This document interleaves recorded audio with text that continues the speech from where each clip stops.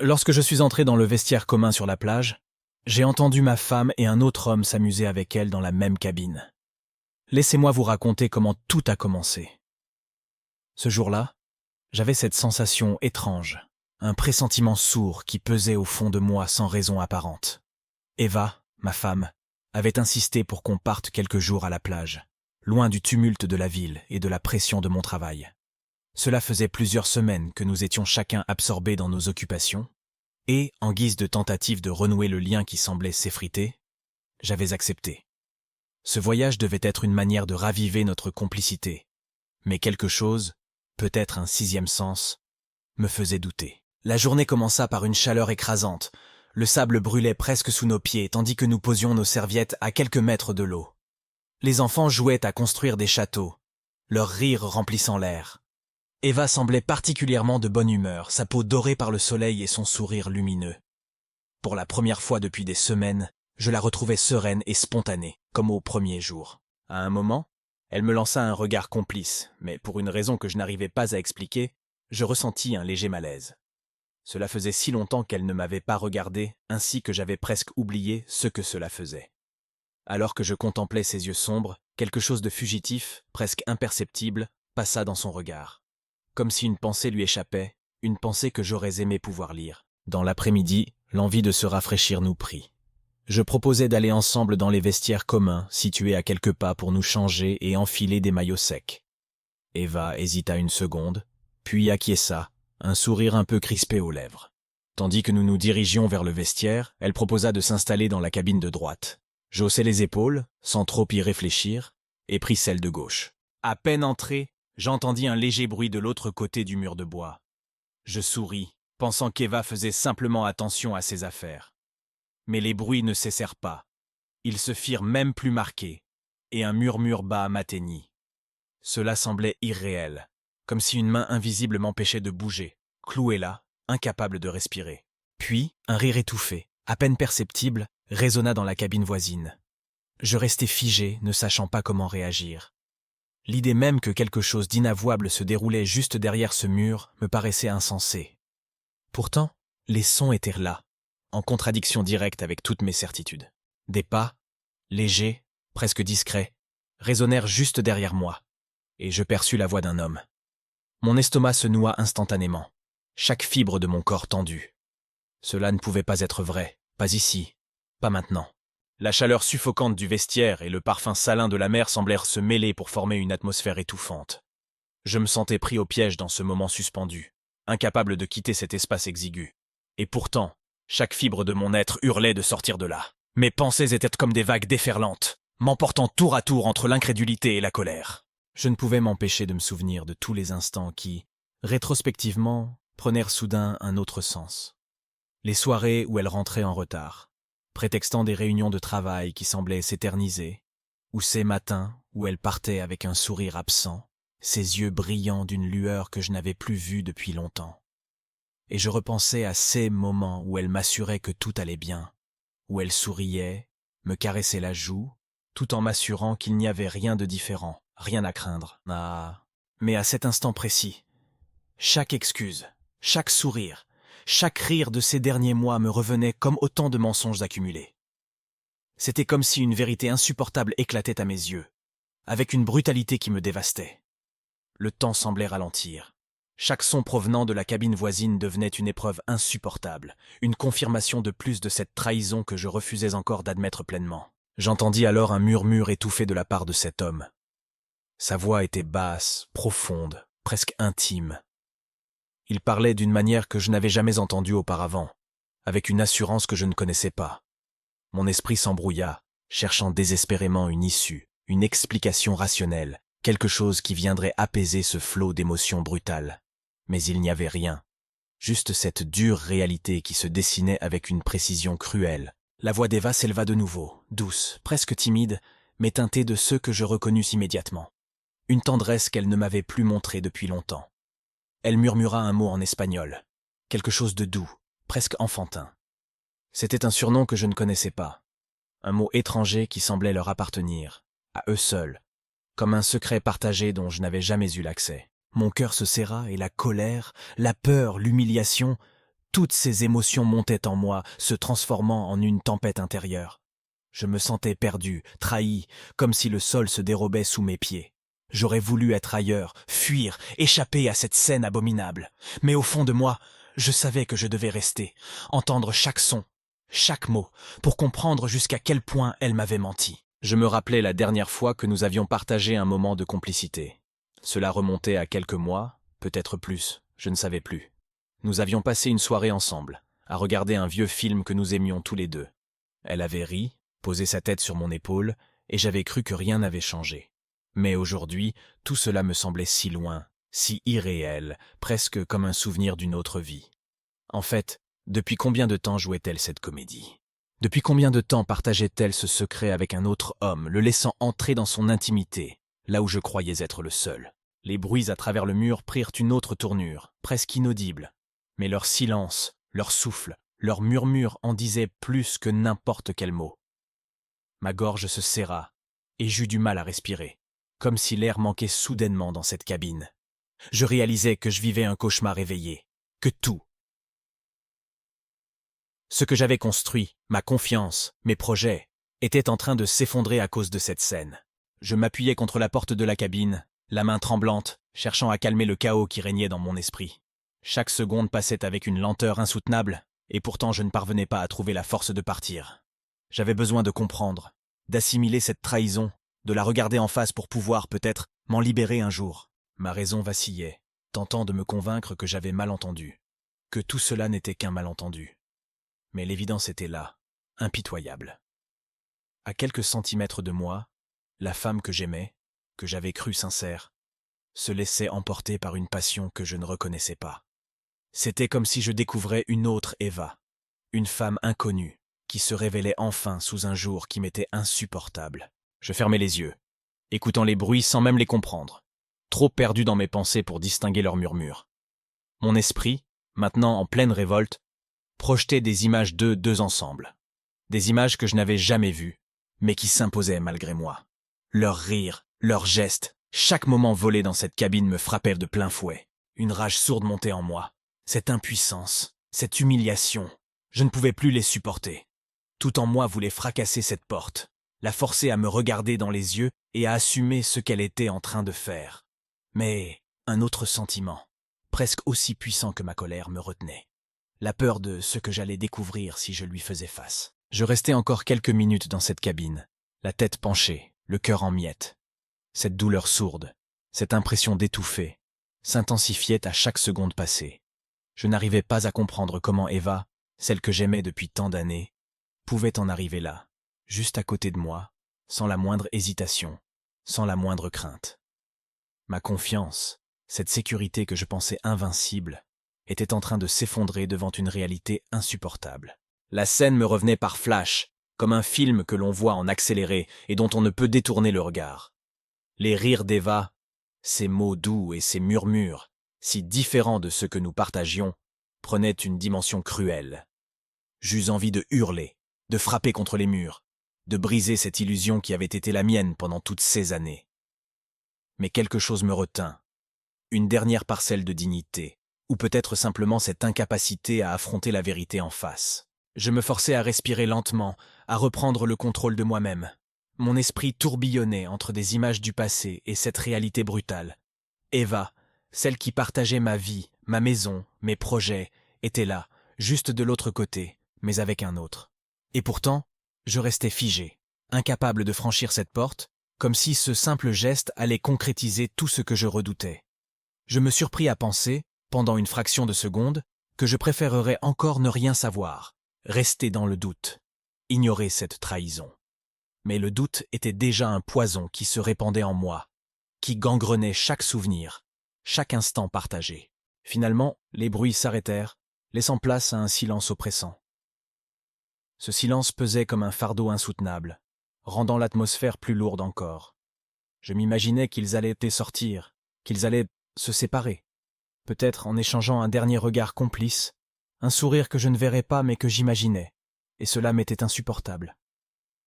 Je ne pouvais pas les laisser partir ainsi, comme si de rien n'était, comme si j'allais simplement accepter cette humiliation. Je me redressai, déterminé à agir, à faire face à ceux qui se déroulaient juste sous mes yeux. Peut-être que, si je voyais cet homme, si je le regardais en face, je comprendrais ce qui avait poussé Eva à commettre cet acte de trahison. Peut-être qu'en voyant ce visage, je trouverais une réponse, une raison, quelque chose qui pourrait rendre cette situation moins insensée. D'un geste tremblant, j'ouvris la porte de ma cabine. La lumière vive de l'extérieur me surprit, comme un choc brutal. Le vent marin caressait mon visage, mais je ne ressentais aucune fraîcheur, juste cette sensation d'être exposé, vulnérable, alors que j'allais découvrir une vérité dont je savais déjà qu'elle me ferait mal. Je tournai la tête, fixant la cabine voisine avec une intensité fébrile. Mes mains se crispèrent. C'était maintenant ou jamais, ce moment décisif où tout allait basculer. Ma gorge se noua, et mes jambes, lourdes comme du plomb, refusèrent de bouger. Mais quelque part un élan de courage me força à avancer. C'est alors qu'ils sortirent, d'abord elle, puis lui. Eva riait encore, une lueur de plaisir illuminant son regard, ses cheveux légèrement ébouriffés, les joues rosies.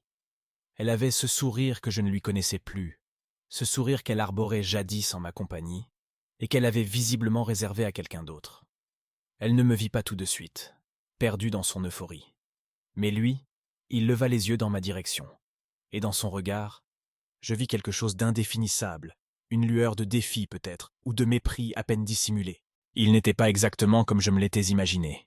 Il avait cet air sûr de lui, le genre d'homme qui ne doute jamais de lui-même, qui croit que tout lui est permis. Ce trait était marqué par une certaine arrogance, et je me surpris à me demander ce qu'Eva pouvait bien lui trouver. Une vague de jalousie suivie d'un sentiment de profonde infériorité me submergea. Était-ce ce charisme-là, cette assurance un peu brutale, qui l'attirait? Peut-être avait-elle vu en lui ce que je n'étais plus, ce que je n'avais jamais été. Eva leva finalement les yeux dans ma direction et, en me voyant, son sourire s'effaça instantanément. Elle pâlit, ses yeux s'écarquillant sous le choc. Le silence entre nous devint tangible, lourd, presque écrasant. Je pouvais voir le défilé d'émotions sur son visage. La surprise, la peur, et peut-être même la honte, bien que cette dernière soit fugace. Pour la première fois depuis le début de cette journée cauchemardesque, je ressentis un certain pouvoir, une sensation de contrôle que je croyais perdue. C'était comme si, en voyant sa réaction, en la surprenant dans cette situation, je reprenais un peu de ce qui m'avait été volé. Mais ce pouvoir, cette prise que j'avais sur elle, était une arme à double tranchant, car avec cette victoire amère venait le poids insupportable de la vérité, une vérité dont je ne savais plus que faire. Les mots restaient coincés dans ma gorge. Que pouvais-je bien lui dire? Que pouvais-je exiger d'elle, alors que l'évidence était là, entre nous, indéniable? J'avais imaginé 1000 fois, en silence, ce que je lui dirais si jamais elle me trahissait.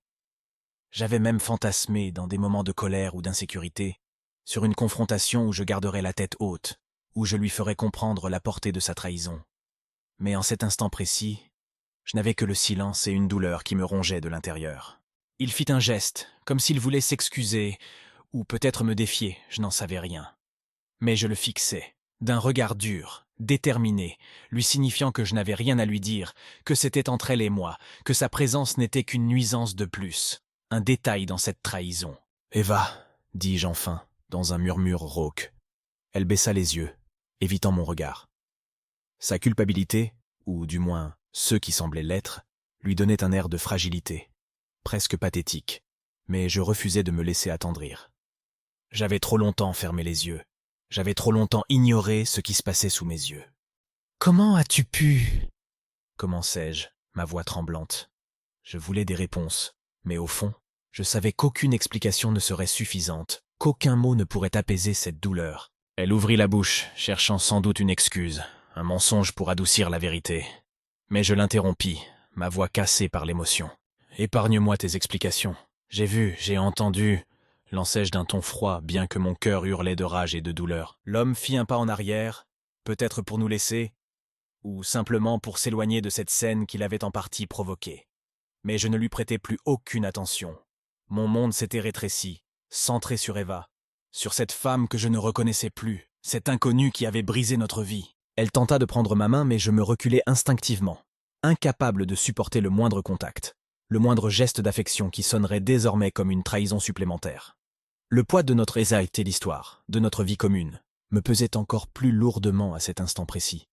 Et je me demandais comment j'allais réussir à vivre avec cette image d'elle, qui, désormais, ne me quitterait plus. Eva resta figée, sa main en suspens, comme si elle espérait que j'allais soudain oublier ce que j'avais vu, que je m'abandonnerais à ses explications, à ses justifications. Mais quelque chose en moi s'était brisé, quelque chose d'irréversible. Ce qui me liait à elle, cet amour, cette confiance que je lui portais, s'était écroulé, emportant avec lui les fondations mêmes de notre vie commune.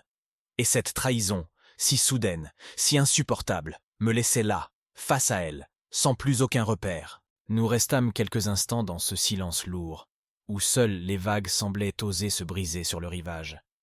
Son visage, pâle et tremblant, trahissait une peur qu'elle ne parvenait plus à dissimuler. Elle savait qu'il n'y avait plus de retour en arrière possible, que ses mensonges s'étaient éteints avec la lumière de cette fin d'après-midi. Cet homme, quant à lui, se tenait en retrait, une expression mal à l'aise sur le visage, évitant de croiser mon regard. Il n'avait plus ce sourire arrogant qu'il arborait en sortant de la cabine, et je le voyais désormais pour ce qu'il était vraiment. Un inconnu sans importance, un intrus dans notre vie. Je me tournai de nouveau vers Eva, cherchant encore, malgré tout, à comprendre. C'était ridicule, insensé, mais je voulais des réponses, quelque chose pour combler le gouffre qui s'ouvrait en moi. Peut-être qu'une part de moi espérait encore, irrationnellement, qu'elle pourrait réparer cela, que tout n'était qu'un malentendu. Mais au fond, je savais déjà que rien ne pourrait effacer ce que j'avais entendu, ce que j'avais vu. « Alors, c'est tout ce que tu as à dire ?» murmurai-je enfin, d'une voix tremblante. Elle esquissa un mouvement, ouvrit la bouche pour parler, mais aucun son n'en sortit. Elle semblait chercher ses mots, lutter contre une vague de panique, comme si elle ne s'était jamais préparée à affronter cette réalité. « Antonio, écoute, balbutia-t-elle, cherchant désespérément une excuse qui pourrait atténuer la gravité de sa trahison. Mais il n'y avait rien à dire, rien à faire. Son hésitation, ses mots à peine formés, renforçaient ma conviction que tout cela n'était pas une erreur, pas un accident. « Qui est cet homme, Eva ? Depuis quand tu me mens ?» Je fus moi-même surpris par la dureté de ma voix. Je la vis tressaillir, comme si chaque mot que je prononçais la frappait de plein fouet. Mais elle ne répondit pas. Elle détourna simplement les yeux, fixant le sable avec une intensité presque douloureuse. Je sentais la colère monter en moi, une rage sourde, incontrôlable, que je ne me connaissais pas. Cette trahison, cet affront, dépassait tout ce que j'aurais pu imaginer. J'avais toujours cru que, même dans nos moments les plus difficiles, notre lien, notre histoire, serait plus fort que tout. Mais maintenant, je me retrouvais seul, face à cette réalité implacable, et elle se tenait là, coupable, sans même essayer de se défendre.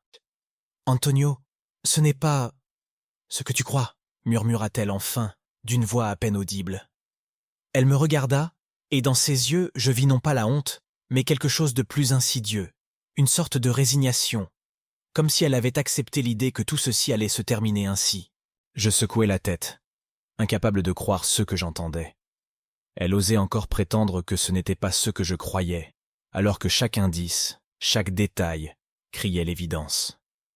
Les murmures, les rires, le silence gêné de cet homme à ses côtés, tout me confirmait que je n'avais rien inventé, que ma vie venait de basculer. « Combien de fois ?»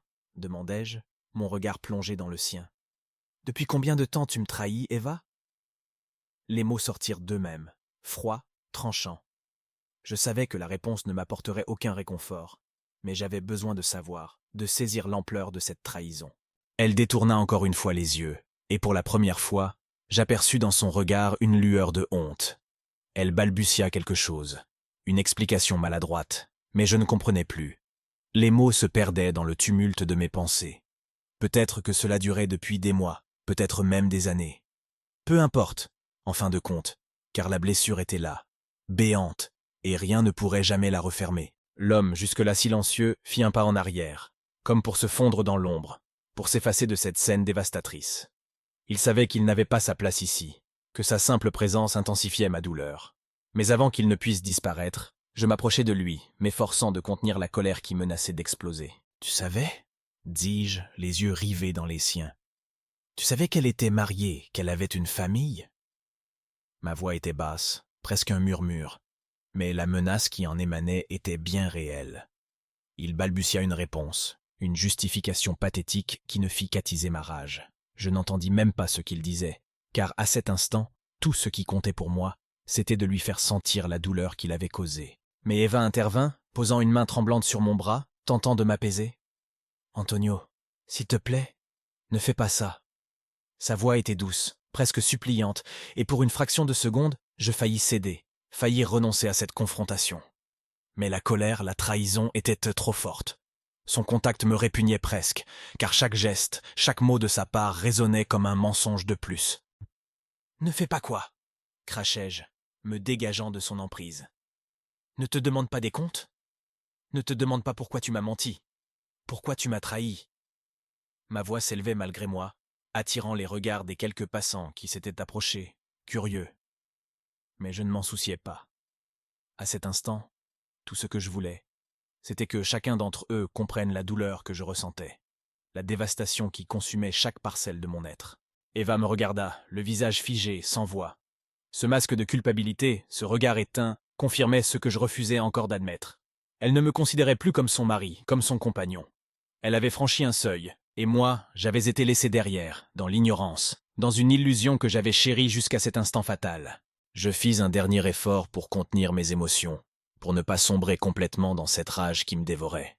Mais je savais que cette discussion était inutile, que les mots ne feraient que creuser le fossé entre nous. Il n'y avait plus rien à dire, plus rien à comprendre. Son silence, son absence de réaction, disaient tout. Elle ne m'aimait plus, et je n'étais plus pour elle qu'un obstacle, un vestige du passé. Sans un mot de plus, je me détournai d'eux. Je ne pouvais plus supporter de la regarder, de voir cet homme à ses côtés. Mon cœur se brisait en 1000 morceaux, mais je savais qu'il me fallait partir, quitter cette scène de douleur avant de m'effondrer complètement. Alors que je m'éloignais, le bruit des vagues sembla se dissiper, remplacé par un silence assourdissant. Chaque pas me coûtait, mais je continuais, porté par une force que je ne me connaissais pas. Derrière moi, je sentais leurs regards, je percevais encore leurs murmures, mais je refusais de me retourner. Il n'y avait plus rien à sauver, plus rien à espérer. Je marchais, m'éloignant de la plage de cette scène de cauchemar, et je compris qu'une partie de moi, celle qui aimait Eva, qui croyait en elle, était morte aujourd'hui. Chaque pas loin de la plage me semblait un effort titanesque. La brise marine, qui d'ordinaire m'apaisait, me rappelait désormais l'odeur des vestiaires, ce lieu où ma vie avait basculé. Je voulais fuir cette plage, cet endroit qui portait maintenant la marque indélébile de la trahison d'Eva. Mais en m'éloignant, j'avais l'impression d'être poursuivi par cette scène. Elle ne cessait de se rejouer dans mon esprit, chaque détail gravé dans ma mémoire, comme un cauchemar auquel je ne pourrais jamais échapper. Je m'efforçais de me concentrer, de respirer, de trouver une issue à cette douleur qui m'engloutissait. Mais il n'y avait rien, aucun refuge dans lequel me cacher. Les souvenirs d'Eva, de nos moments partagés, des années passées ensemble me revenaient en rafale, me percutant sans répit. Ils se transformaient en autant de blessures ouvertes, des rappels cruels de la personne que je croyais connaître, celle que je croyais aimer et qui, désormais, me semblait plus étrangère que n'importe qui. Je longeais le bord de l'eau, mes pieds traînant dans le sable humide, le regard fixé sur l'horizon. Le soleil descendait lentement, teintant le ciel de couleurs crépusculaires qui, en d'autres circonstances, auraient inspiré la paix. Mais aujourd'hui, même la beauté de ce paysage me paraissait fade, dénuée de sens. J'avais envie de crier, de libérer cette rage sourde qui bouillonnait en moi, mais chaque tentative se terminait dans un silence épuisé. Après un moment, je m'assis sur une dune, les mains enfoncées dans le sable. Je n'avais nulle part où aller, nulle part où fuir cette douleur qui semblait s'attacher à moi, comme une ombre. Je repensais à nos années passées ensemble, aux promesses que nous nous étions faites, aux sacrifices que j'avais faits pour elle, pour notre famille.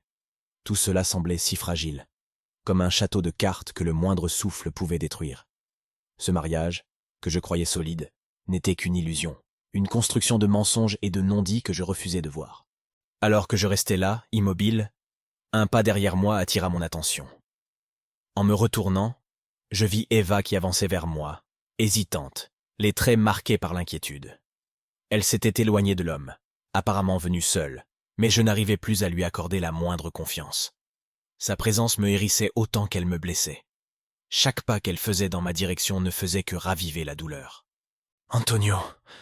murmura-t-elle, sa voix brisée. Elle me regarda, cherchant dans mes yeux un signe, une ouverture, quelque chose qui pourrait lui permettre de réparer l'irréparable. Mais elle ne trouverait rien.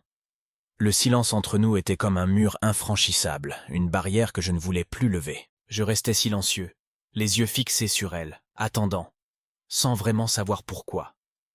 Peut-être étais-je curieux de ce qu'elle pourrait encore dire, quels mots elle pensait pouvoir utiliser pour justifier ce que j'avais vu, pour effacer l'image de cette trahison qui hantait déjà chaque recoin de mon esprit.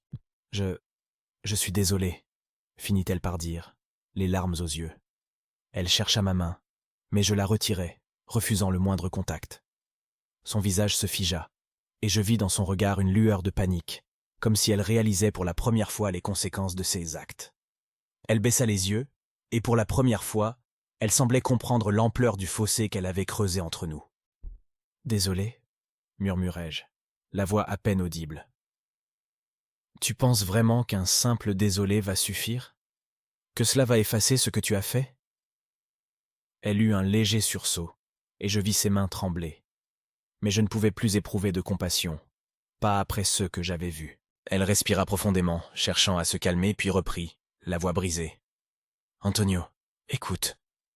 Je sais que j'ai mal agi. Je ne voulais pas te faire de mal.